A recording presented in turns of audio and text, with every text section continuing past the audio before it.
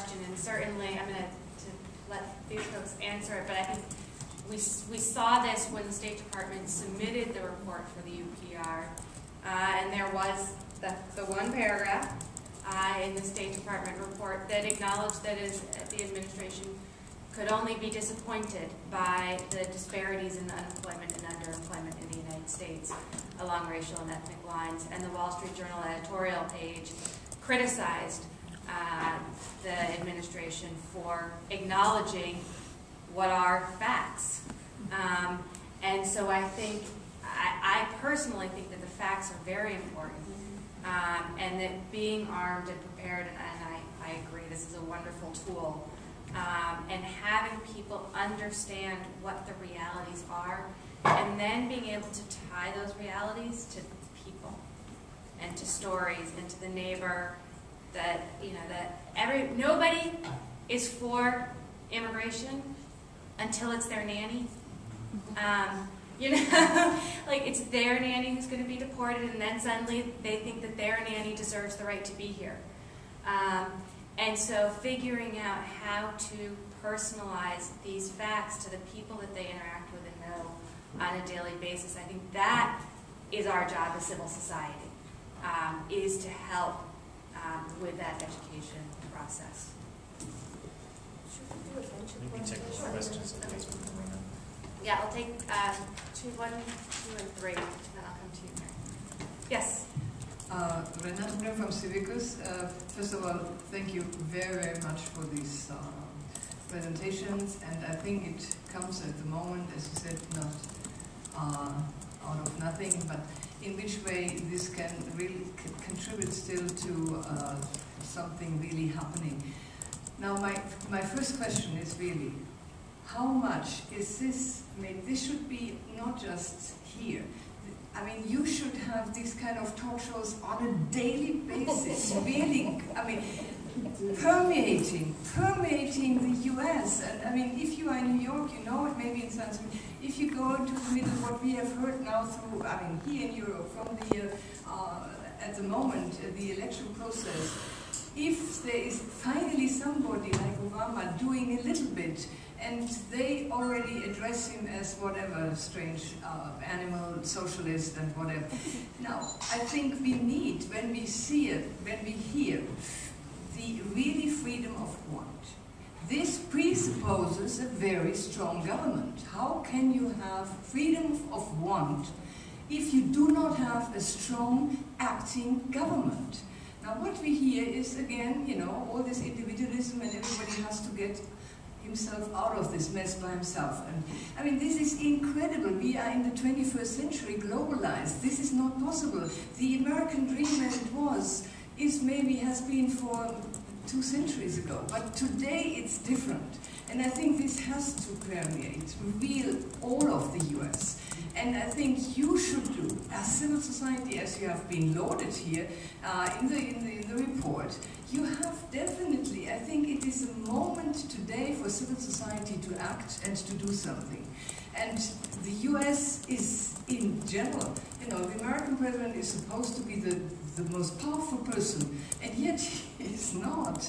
When we hear that there is not the possibility to really act and do, he is trained everywhere, and he's afraid now that you call him even worse things if he does and continue to bring these things up. So, I mean, he needs all support. He needs, of course, from all of us support, but I definitely, in the first place, from the US citizens themselves. So the citizens have to be stronger and stronger, and I think this kind of, I mean, you should have talk shows. We have talk shows here on really politics all the time, in Europe, everywhere. So you know, it comes here out of your nose, but not just stupid things, but real things which are in the interest of the people. And that needs to be much more on, say, really in everybody's life, I mean, at the dinner table, that people hear that and see that and get the dates, get this one, and get, I mean, also, you know, this kind of talking show. What you have, you should have a talking show there. And not just, you see, here we are 1% also. I mean, he's, you know, Obama is, of course, the kind of intellectual, you know, is a 1% person there, or the 1%. is also these. We need to permeate that. We need to really see that this 1% becomes also 100 or 50% at least.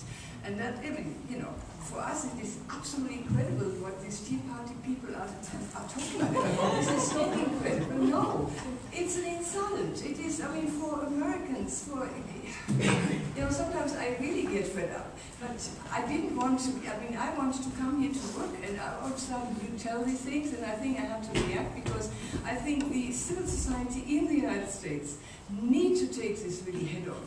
And you have really good civil, I mean, you have fantastic civil society.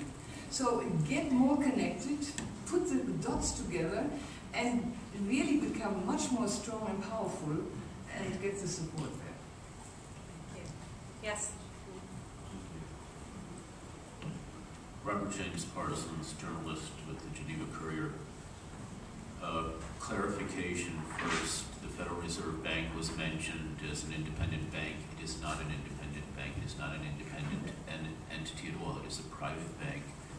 Its shareholders are the regional Federal Reserve banks, and their shareholders are the banks that the regional banks are expected to regulate. So be careful what you expect from the Federal Reserve Bank. It is not at all independent. It is part and parcel of the problem. In your call for transparency, then this should carry over specifically to the military, and you should keep it completely keep it completely neutral. Don't say for the military, against the military, and bring the troops home. Avoid that entirely. Just say we want to know where the money is going.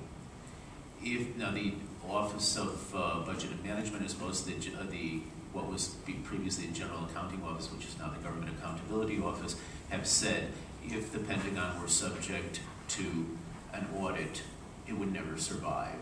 The scandal would be so great. And so probably out of $1 trillion budget, you could at least cut out maybe 200 billion, perhaps 400 billion, without changing anything really in terms of number of troops, weapon systems, and everything else. And 200 billion alone would go a long way towards social spending, education, and medical care. But the money disappears because there is no oversight and audit. And in the call for transparency, you should be calling for oversight and audit of the Pentagon to eliminate the waste and insist on that. And finally, of course, can't overemphasize the importance of education, and that means our own education, because if you're not prepared to answer the arguments of the most virulent critics, then you're not going to make a good case for what you stand for. Yesterday, I attended Julian Assange's press conference here at the Press Club. He was brilliant because he was so calm, so composed, and just so even-handed, and he had some tough questions, and yet he just took them very calmly. He never allowed himself to get upset, and one can see very clearly in such a situation how the attackers then are become ridiculed because they look ridiculous because they're the ones who are excited and yelling, and the person who's being attacked then comes across as a paragon of wisdom and composure.